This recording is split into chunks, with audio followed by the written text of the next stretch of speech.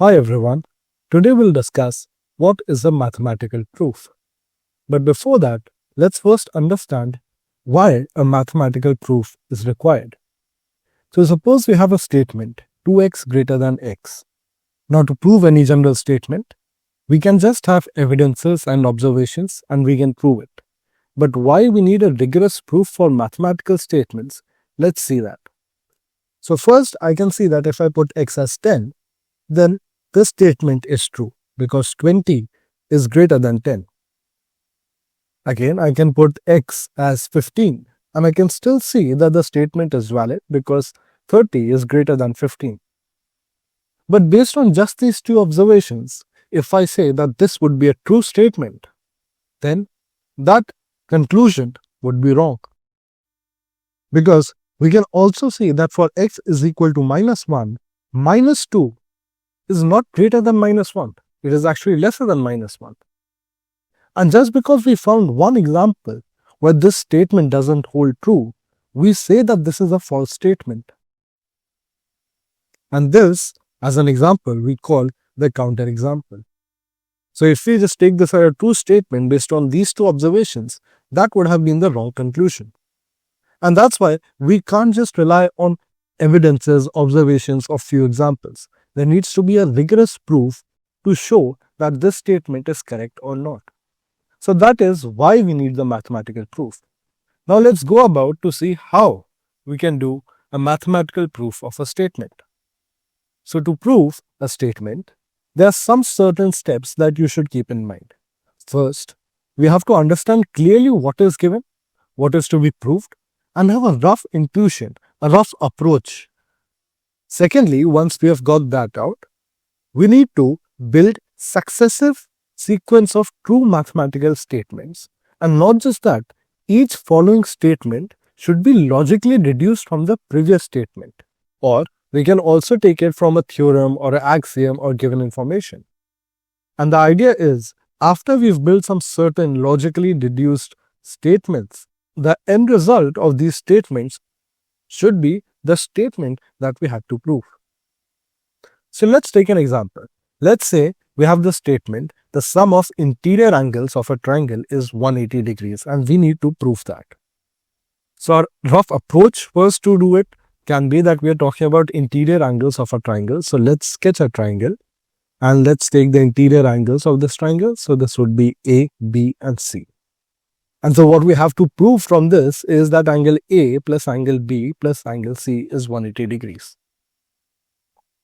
So we have written down exactly what is needed to be proved. Now let's think about the rough approach on how we can do it. So let's take our triangle here. And I know that we are talking about some sum equaling 180 degrees. We also know that if there is just a straight line and all the angles on the straight line would sum out to 180 degrees. So if I had a straight line here along with C like this, then if this would be the two angles, angle A plus angle B, then I can say this entire angle would sum out to 180 degrees, right? And to find that, we can also build a line parallel to this side such that we can use property of parallel lines to get these angles. And our idea is, if we can prove that these two angles is nothing but angle A plus angle B, then this entire angle here would sum out to 180 degrees. Now let's get on to the proof. Okay.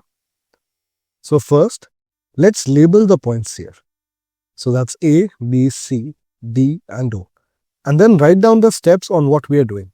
So the first thing we did was to construct a triangle ABC and make a line CO which is parallel to the side AB at the vertex C.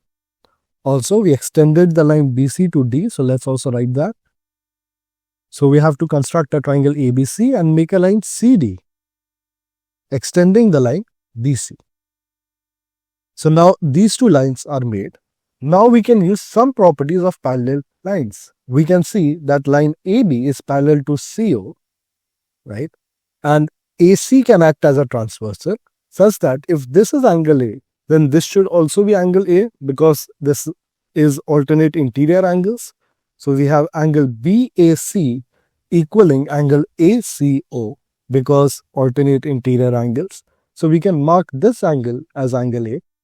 Similarly, if CO is parallel to BA and BD acts as the transversal, then the angle OCD, this angle, would be equal to this angle ABC because corresponding angles.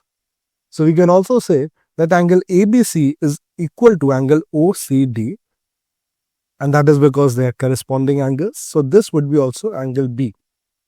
And you'll see how these are all statements and all of them are logically deduced from the previous statement or from a theorem. So both of these come from axioms of parallel lines. So from these two, we got that this angle is A and this angle is B. And since all three angles, angle C, angle A and angle B, are lying on a straight line, then the sum of all these angles would be 180 degrees. Sum of angles on a straight line is 180 degree, again coming from a theorem. So angle A plus angle B plus angle C is equal to 180 degrees. So after all these statements, we got our conclusion, and this is what we exactly had to prove. So this is how we go about proving a statement. Let's look at another example. So a statement given to us is the product of two odd natural numbers is odd. So for that, first our intuition would be, if it's two odd natural numbers, let's take those numbers as x and y. So let x and y be two odd natural numbers, and we have to prove that xy is odd. Now the rough idea and how we're going to prove it is we need to consider x, because we simply can't get anything out of xy. We have to take a different form of x and y, and we know that they're odd numbers. So what we can do is we can take x as 2m plus 1 and y as 2n plus 1, where m and n are whole numbers. And this is a general representation of odd numbers. So if we take n as 0, you can see that y is equal to 1. If we take n as 1, you can see y is equal to 3. So this covers the entire range of odd numbers when m and n are whole numbers. Okay, now this is the first step that we can take, again as statement. Now we have to find the product of x and y. So x and y is equal to 2m plus 1 into 2m plus 1. Taking the product, xy is equal to 4mn plus 2m plus 2n plus 1. Now taking 2 common from this term, so we get xy is equal to 2 into 2mn plus m plus n plus 1.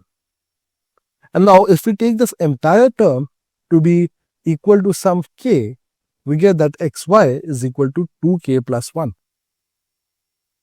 Now understand, m and n are whole numbers. So this entire term m plus n plus 2 into mn would also be a whole number. So k is equal to 2mn plus m plus n would also be a whole number. And if k is a whole number and xy is represented as 2k plus 1, then this is a general representation of odd numbers. So here we prove that xy is odd because this is any general representation of an odd number. So these are all logically deduced statements from the previous statement, and ultimately the conclusion of all these statements is something what we started out to prove. So that is how we prove a statement to be true. However, we should also note that to prove a statement as false, we only need one counterexample. So let's look into it. Now suppose say that a statement is two triangles are congruent if all their corresponding angles are equal. Okay.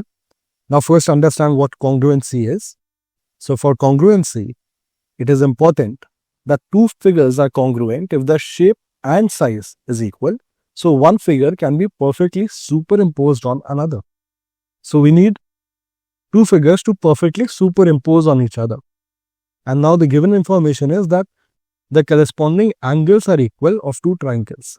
So let's take two triangles whose corresponding angles are equal. So let's take equilateral triangle. So we have one equilateral triangle like this and another small equilateral triangle like this. Both of them corresponding angles would be equal because all of the angles of an equilateral triangle, irrespective of the size, would be 60 degrees. So these are all 60 degrees and these are all would also be 60 degrees. Do they superimpose each other? So let's see that. Clearly, they're not superimposing each other. So that means they're not congruent. And that is just one counterexample to prove that this statement is wrong, because we did take two triangles whose corresponding angles are equal, but they are not congruent. So that is how you prove a statement to be true or false, and that is all about it. Thank you.